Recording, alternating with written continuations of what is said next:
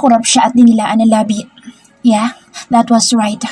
Kung namatay ang daddy niya habang buhay siyang tanga sa katotohanan, but he had his karma even before his very eye. He fell in love with Freya. I hate you talking about that, Dad. Isang araw may ilalakad kang apo sa malay. Maniwala ka sa akin, ha? Drink your medicine. I am. Sige na, I know you're working. Talagang working siya. At gumalaw na nga ang mga mata niya dahil lumayas na ang lalaki na kausap ni Freya. Bye, Dad. You take care. I love you. Nagmamadali niyang sabi at hindi na pinasagot pa ang ama. Pinatay na niya ang tawag at nagmadaling lumabas. Pupuntahan niya ang asawa niya. Baka nabawasan na iyon ng isang balahibo. Walang katok na pumasok si Lucas sa pintuan at ganoon na lang ang pagtanga ni Freya sa kanya. Tumigil ito sa pagsusulat at sumandal sa upuan. Don't you know how to knock? Taas kilay na tanong nito sa kanya. Tansya niya ay nakarecover na ito sa pagkabangga kanina dahil napakasungit na naman na sobra. Lucas, look at the door and knock it. Parang lalong nabuwisit si Freya dahil sa ginawa niya pero lumapit pa din siya. Bakit naman kailangan mo pa ng advisor, Freya? And why not? Desisyon ko yun para sa kumpanya. I am here. I'd rather hire. What's his name? Bumalik ito sa ginagawa at hindi siya pinapansin. It's none of your business. I believe it is because I am still the CEO. CFOO. Pagdidiin niya sa dalawang posisyon na iyon. Hercules Clinton. Tumango-tango siya. 30 years old. Married? Single? Dapat hindi na niya tinanong. Lalong gusto niya lang na palayasin ang lalaki sa kumpanya niya.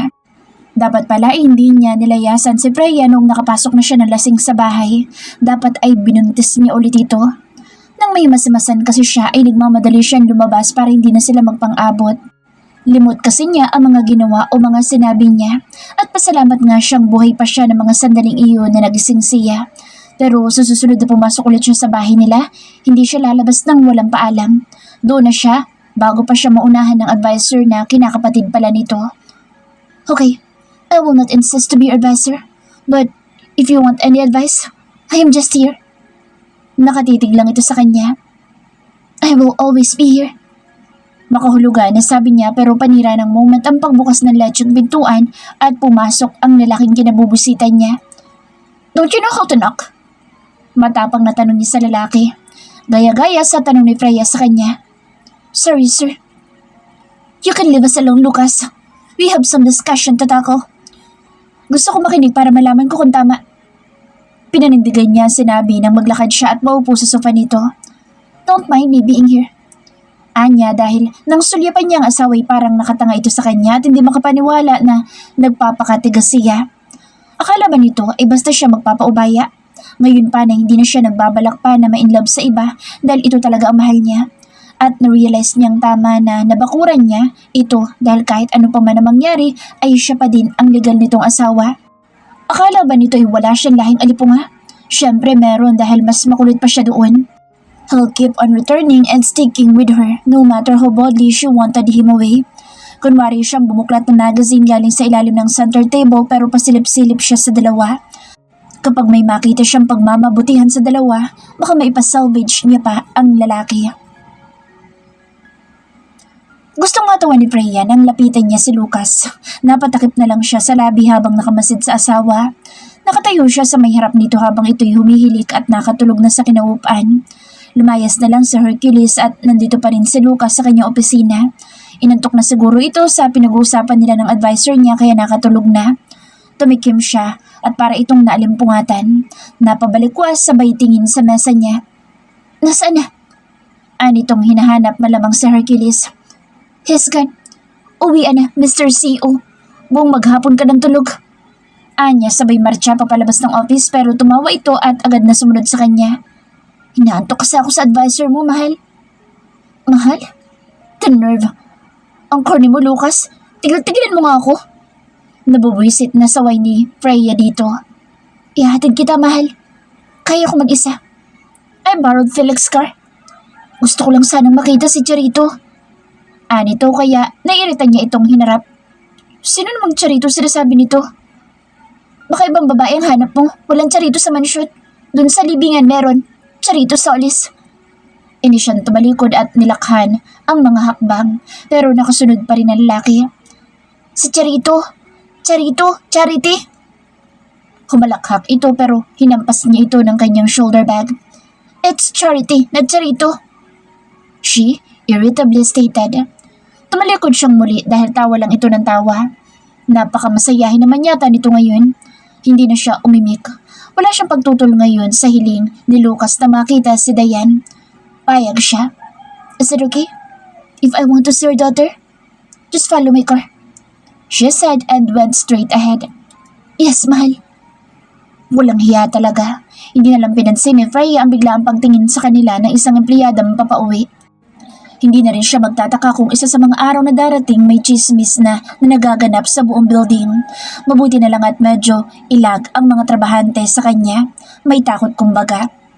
Habang naglalakad sila sa parking ay tumunog ang kanyang smartphone. Kaya naman tinignan niya iyon. Si Hercules.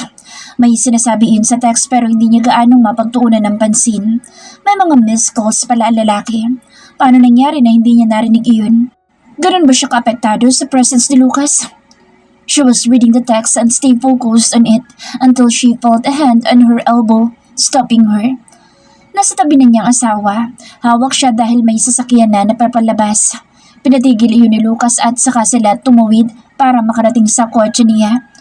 Sino ba yung nagtext sa'yo at hindi mo maipagpamamaya? Hercules. Sagot niya saka tumigil sa pagbabasa. Mamaya na nga. What does he need? He just left the building. Now he's texting again? Tila mainit ang ulo na daldal nito kaya napaharap siya. Of course, he is my advisor. What do you care? What do you care? Gagan nito sa sinabi niya at napadila sa labi. Napatingin siya doon pero gumalaw ang mga mata nito at saka siya tinignan. Huling-huli siya nitong nakatitig kaya ganoon na lang ang pagkurap niya. Hindi na siya makaiwas pa lalo na nang umangat ang mga kilay nito. Parang nagtatanong ng ano. Nang wala siyang maapuhap na sasabihin ay bigla siya nitong hinalikan. Sabay mabilis na lumaya sa harap niya. Ang walang hiya. Nanlaki ang mga butas ng ilong ni Freya pero wala siyang magawa dahil napakabilis na nakalayo ni Lucas. Nandoon na ito sa sasakyan at nagbubukas na nga ng pinto sa driver's side. Sumakay na rin siya at binaliwala ang nararamdaman niya sa puso niya. Napakatanga na niya kung halik lang ay papadala pa siya. But she remembered last night. He said he loves her. Huwag kang tanga. Pinaandar niya ang sakyan na talagang bumuntot sa kanya si Lucas. Hindi niya gustong aminin pero nakakaramdam siya ng seguridad sa pagsunod dito sa kanya. Sabi nga ng mama niya ibibigyan na sila ng bodyguard dahil babae silang parehas ni Diane pero ayaw niya. She needs privacy and everything. Ayaw niya ng mga asungot.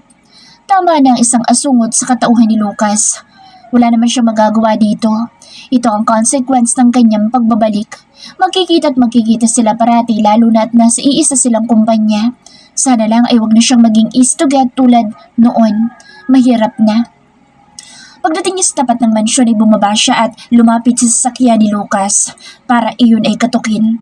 Agad naman na ibinaba ng lalaki ang sasakyan nito. I'll just get ayan. Anya at pumihit na pero naalala niya isang bagay na itanong dito. How could you ever say that you're his father? Essie told me. Essie? Kunot noo si Freya pero napakabit balikat ito. Sperm cells. Bastos! Inistasinghan niya sa asawa saka siya lumaya sa harap nito.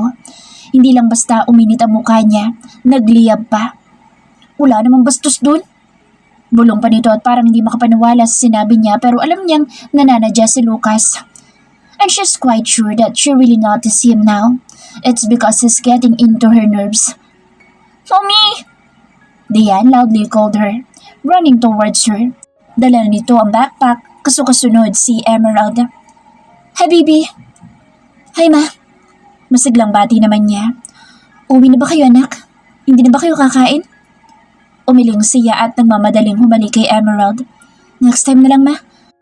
By the way, hindi ko masyadong matandaan si Hercules na inaanak niyo ni Papa. Bakit mo nabanggit si Hercules? He's my advisor, ma. Ang papa mo talaga. Bibigyan ka ng advisor yun pantulad yung babaero. Iiling-iling na sagot ito sa kanya kaya natawa naman siya. He's good, ma. Don't worry.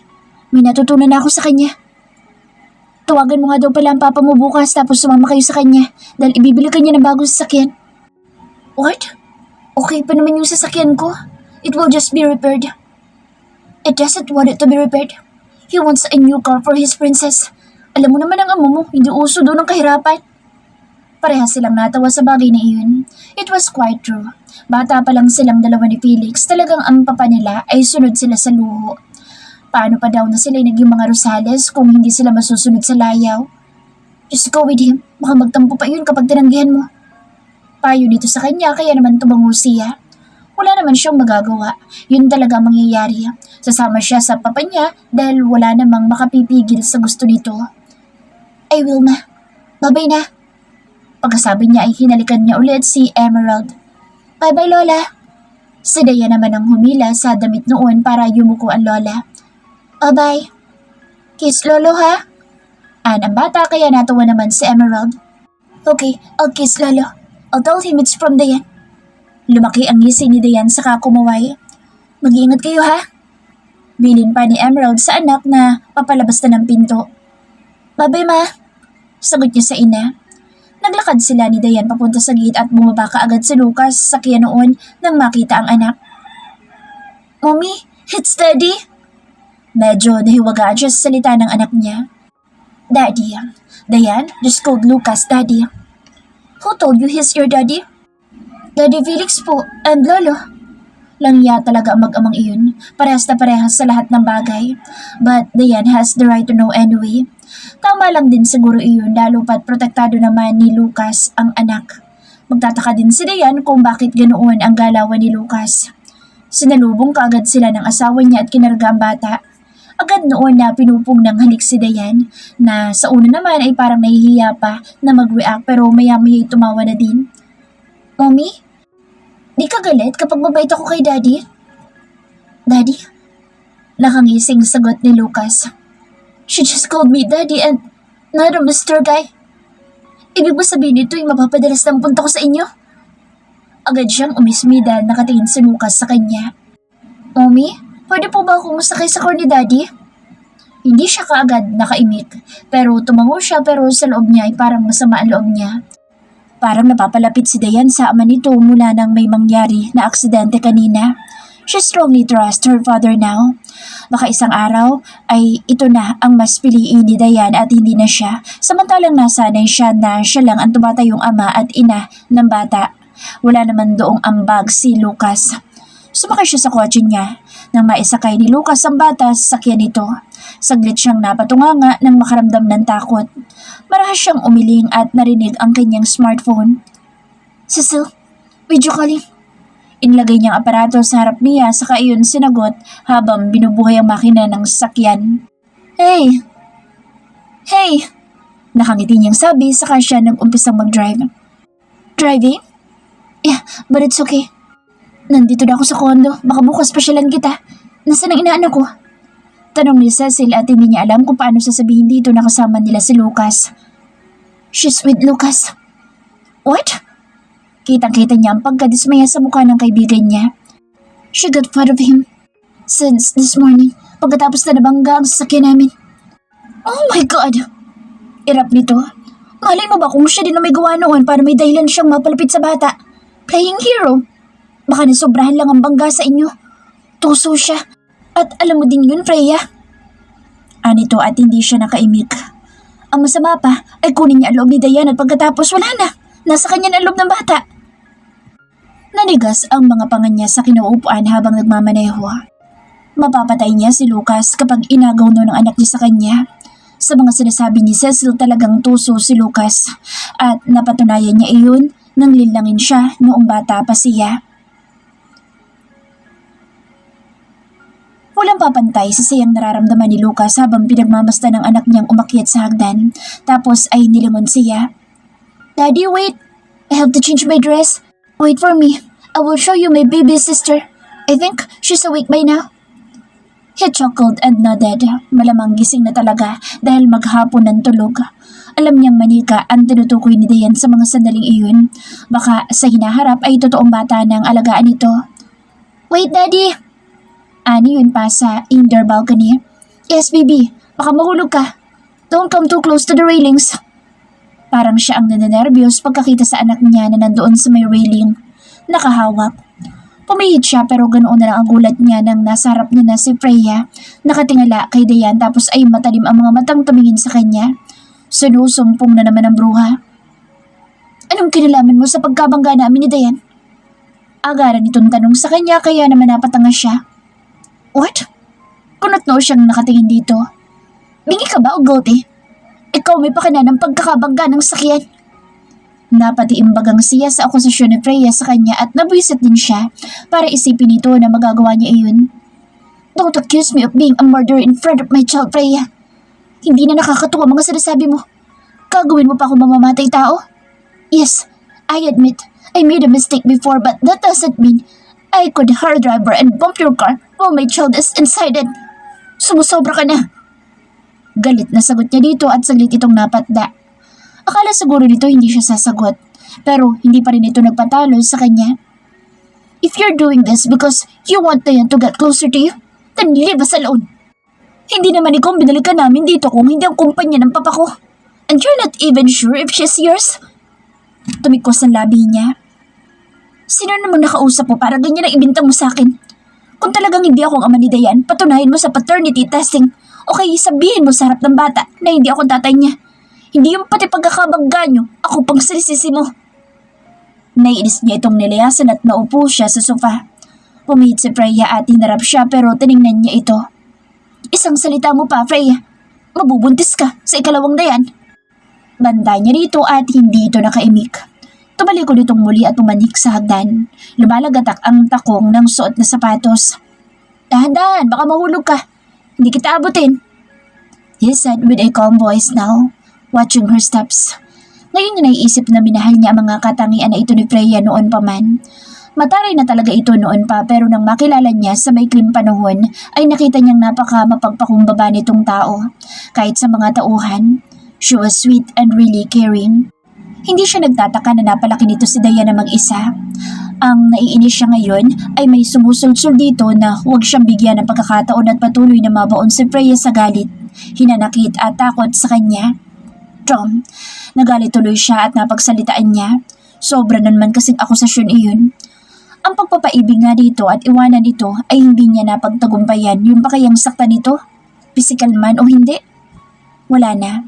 Nakalaan na lang ang natitirang buhay niya para sa mag-ina niya. Wala na siyang pakialam sa sarili niya. Hindi lang alam ni Freya kung gaano siya nabuhayan ngayon. Pakiramdam niya ay siya ay hinukay sa libingan at binigyan ng pagkakataon na maitama ang lahat ng kanyang nagawang mali. He's not a fool to waste that chance. Nandito na siya, nakapasok na siya, kahit papaano sa buhay ng kanyang mag-ina. Hindi niya hayaan na lumabas muli nang walang napapala. Kahit na sino pa mang sulsulera ang humadlang sa kanila, bubuuin niya ang pamilya niya. Daddy! Masayang tawag ni Dayan sa kanya kaya napangiti siya. Bumababa iyon sa hagdan dalang isang laruan. Akay iyon ni Freya. Watch your steps, sweetie, and always be careful. Tandaan mong delikado ang hagdan. Kahit wala sa'yo remind yourself, okay? Okay po, Daddy. Hope is already awake, Daddy, and she wants to meet you. I want to meet her too. Kamot niya sa ulo. Tumingin siya kay Freya at blanco ang ekspresyon ng mukha nito. Dumiretso ito sa kusina at siya'y nakamasid lang naman. Nakakonsensya siyang napagalitan niya ito kanina. Pero kung hindi niya dito ipapamukha na mali ito, baka maniwala talaga itong kaya niya itong saktan at si Dayan. Si Cecil lang naman ang alam niyang mahilig ditong manulsul. Yun ang dahilan kung paano siya napalapit kay Freya noon. Kinaibigan noon si Freya pero nang lumaon ay isinumbong siya sa mga totoong plano niya. Nagkataon lang na naunang dumaldal si Queen pero si Cecil ang nagpatotoo sa lahat ng mga iyon. Well then, he doesn't care anymore of Cecil went by Freya's side. Kaya naman niyang patunayan ang kanyang sarili ngayon at ang malinis niyang hangarin. Kahit na anong sulsul pa ni Cecil na huwag sa kanyang maniwala ang asawa niya, lalaban siya at determinado siya sa lahat. Daddy, dito ka na po mag-dinner. Mommy will cook my favorite sinigang. Baka may pupuntahan siya anak na mahalaga. Sagot ni Freya sa kusina. Dahil open naman iyon ay kitang-kita niyang asawa sa mga ginawa noon. Wala akong pupuntahan anak. Daddy, we'll dine here. Anya pero nakita niya ang pagtalim ng mga mata ni Freya sa kanya. Hindi na lang niya iyon pinansin. Gusto mo? Dito din ako matulog? Nakangising tanong niya at napatalon kaagad ang bata. By this time, he didn't look at his wife. Mahirap nang mabato ng nagbabagang mga mata dahil baka nagbabagang kutsilyo ang sumalubong sa kanya. I like it, Daddy. I like it. I feel so safe when you're around. I like it when you biff the ugly guy who bumped us. You're so strong. Ani Dayan at walang tigil sa kakatalon. Itinataas pa mga braso sa ere. You're a superhero. Natumba yung bad guy. Kumagikik pa ito kaya natatawa niya itong niyakap sa kanya pinupog ng halik. Talaga? That is your hero? But don't make mommy cry. Malungkot na sabi nito sa kanya habang hawak siya sa panga at nakahiga ito sa mga hita niya. No, I will not. You'll be the villain if you do that and I will kick you. He chuckled. Yes, Daddy will be dead. Umakto siyang namatay kaya ito naman ang tumawa. Halika Daddy, look at my room. Tabi tayo doon mamaya. Mommy! Binalingan ni Dayan ang ina na tumingin naman sa bata. Doon kami ni Daddy sa taas po. Pwede siya doon? Pwede. Bulong niya sa hangin at lakintuwa niya nang pagkatapos na magkalkula ni Freya ay tumango iyon. Thank you, Mommy. I love you. I love you too. Daddy, love mo din sa Mommy? Of course. Mabilis na sagot niya pero umirap si Freya kaya gusto niyang matawa. Sobrang love ko sa Mommy. Pero hindi pa siya niniwala kay Daddy. She will. Ngumiti ito at parang matanda na tinapik-tapik siya sa may puwet habang nakaakbay sa kanya. Secret lang. Anya at napatakip naman ito sa bibig. Tumatawa ng mahina. Ang saya niyang pagmasta ng anak niya ngayon. Pasalamat siya at kahit galit si Freya ay hindi nito kayang kontrahin ang kaligayahan ng anak nila kahit na galit sa kanya. Na makakyat sila ay sa kwarto nito siya dinala. Inihanda niya ang kanyang smartphone para kunan ng litrato ang kwarto at i-good time ang kanyang ama. Hindi niya alam kung bakit sa tagal ng panahon ay hindi man lang niya maisip na may malaking posibilidad na iba ang ama ni Dayan. Hindi siya, pero nang makita niya ang bata ay talagang siya ang nakita niya. He had photos when he was still a kid. When he was still starting as a young actor, hindi may pagkakaila na mag-ama silang dalawa, kaya hindi siya malilinlang ni Freya at hindi yun makatanggi na siya ang ama nito. Isang bagay na ipinagpapasalamat niya dahil hindi sinungaling ang kanyang asawa. Nakikita na niya ngayon ang bunga ng kanyang pagiging sinungaling at mapagpanggap. Napakahirap na makuha ng tiwala ng asawa niya pero pagsusumikapan pa rin niya. Wow, may princess sa room of a princess. Bulalas niya kunwari sa bata para sumaya ito. He took some photos of each and every angles. Are you keeping the photo, Daddy? Of course.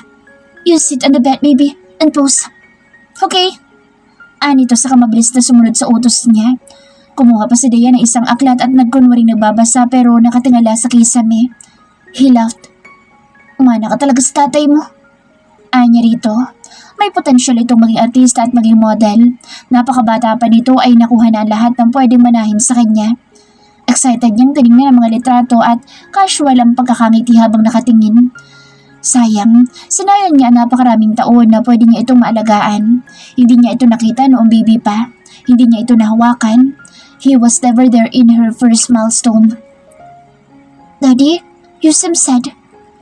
Puna ng bata sa kanya kaya naglakad siya matapos na magtanggal ng sapatos. Naupo siya sa maliit nitong kama. Daddy is just so happy, but I'm sad that I wasn't there when you were born. Yeah? It's only Mommy. Pero, tumangala ito sa kanya. Nandito ka na palagi ngayon, di ba? Tumango ka agad si Lucas sa anak. Nandito na ako palagi sa inyo ni Mommy. Kahit magalit pa sa akin si Mommy at daldalan ako. Napahagikik ito. Mommy's so loving. You'll see it, Daddy. She just looks so scary. Yeah, at nakakalungkot isipin na siya ang dahilan kaya nagkaganoon ng isang biba at malambing na si Freya Rosales. He has to take that stony heart and appearance he had created out of her. Tiyaga lang at may makukuha din siyang nilaga. Wag lang itlog niya ang ilaga ni Freya at wala nang matitira. Lihim na pinagmamasta ni Freya ang mag-ama niya habang kumakain sila. Asikasong-asikaso ni Lucas si Dayan at parang si Felix lang din ang kanyang nakikita sa mga galawan ng dati niyang asawa. Mga galawang babaero talaga. Gusto na niyang isipin na baka nga siya ang sumalo ng karma ng ama niya sa pagiging dakilang playboy noong kabinataan pa, pero hindi rin naman niya masabi dahil matino naman iyon sa kanyang ina. Saka hindi siya naniniwala na ibang tao ang sasalo ng karma. She sighed inwardly and continued on chewing her food.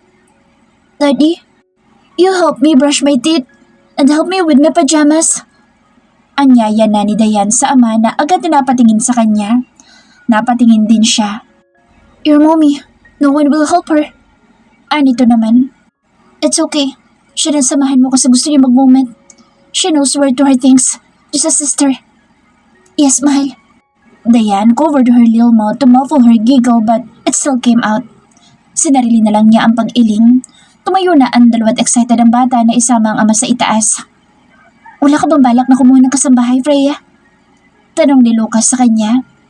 Dalawa lang naman kami dito. Nasanay ako sa ibang bansa na walang katulong. I can manage some simple household chores. Pumupunta naman dito mga katulong sa mansyon kapag kailangan ko. Sagot niya kahit ayaw niyang sumagot. Tumango na lang ito pero tumunog ang doorbell. Are you expecting a visitor? Tanong nito sa kanya pero napakabit balikat siya. She has no idea. Ako na magbubukas. Sabi nito. Nakahawak pa rin dito si Dayan at sumama pa rin ang anak nila dito kahit na hanggang sa pintuan. Natatawa siya dahil sa pantalon iyon nakahawak at okay lang naman sa ama. Tumayo na siya at naglipit ng pinagkainan nila. Diretso ang mga iyon sa dishwasher. Medyo natagulan bago makabalik ang mag-ama niya at nang bumalik ang mga iyon ay karga na si Dayan. You have a visitor. Seryosong pahiyag ni Lucas at mula sa may likuran nito ay pumasok si Cecile. Ces! Masayang bati niya sa kaibigan na agad din naman na napatili sabay irap sa dati niyang mister. Freya! Nagsalubungan silang dalawa at nagyakap. Ang dami nitong dala na paper bags.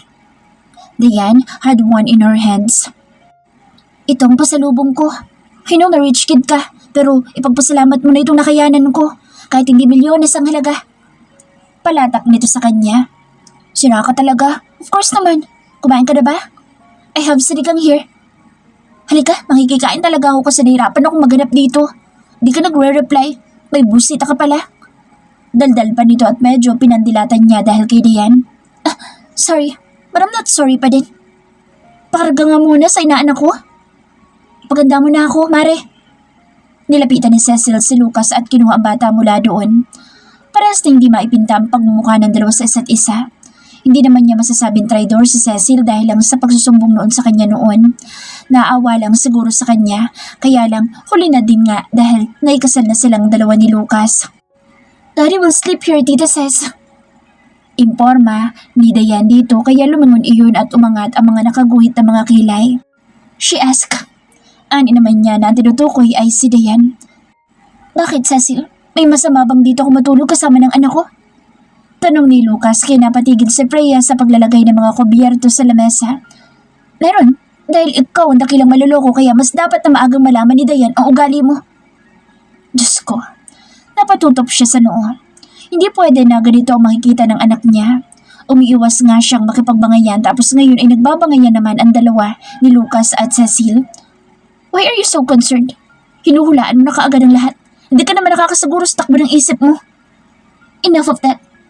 Not in front of my child. Saway niya at sabay na tumigil ang dalawa. Kinuha ulit ni Lucas ang bata saka umakyat ang mag-ama. Si Cecil naman ay nagmarcha papunta sa kanya. Sorry. Anito saka padabog na naupo sa upuan. Bakit naman kasi pinayagan mo yun dito? Malay mo ba kung anong gawin noon? Malay mo kung pinapeke ka lang niya na naniniwala siyang anak ni Dayan. Hindi naman siguro siya ganoong kasama para pati batay pag-isipan niya ng masama, Ces. Who knows? Irap nito. Napaisip na naman siya. Paano nga kung nililin lang na naman siya ni Lucas at tama nga si Cecil? Ang daming taon na lumipas, Freya. Hindi mo naman talaga siya gaanong nakilala para maniwala ka sa kanya. Basta-basta. If I were you, I wouldn't believe in him. Ever again. Ikaw lang masyado kang marupok. Prangkang sabi nito sa kanya. Freya felt a bit of irritation because of Cecil's word. Marupok pa bang matatawag ang 6 na taon niyang hindi nagpakita sa kanyang asawa? I'm just trying to give my daughter the happiness that she needs. Kahit itanggiman kasi ni Lucas, siya pa din ang daddy ni Dayan. Ikaw, kibit balikat nito habang kumakain. Ang akin lang baka masaktan ka na naman at magtago ng 6 na taon ulit. Parang insulto yun sa kanyang pandinig pero hinayaan na lang niya.